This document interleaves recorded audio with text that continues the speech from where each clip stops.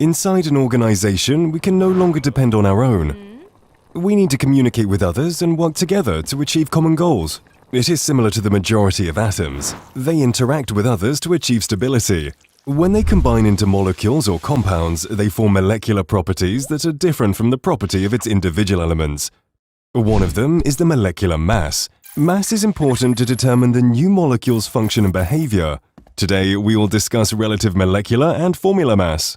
Relative molecular mass.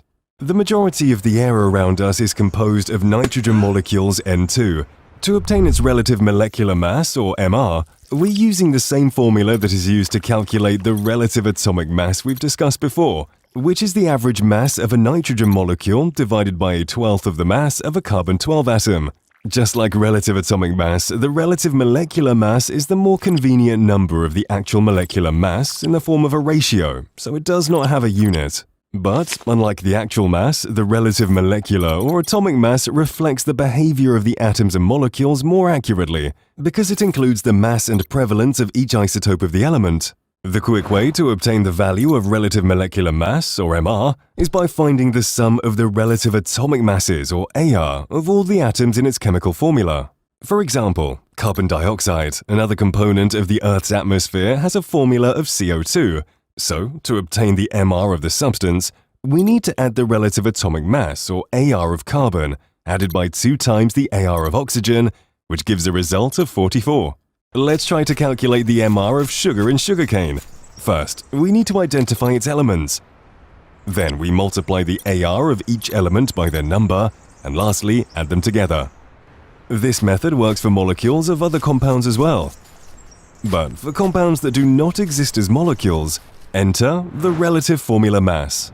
Relative formula mass is only applicable to ionic compounds because they, namely sodium chloride among others, only exist as an atomically infinite lattice structure in a solid substance and individual ions in either liquid or a solution.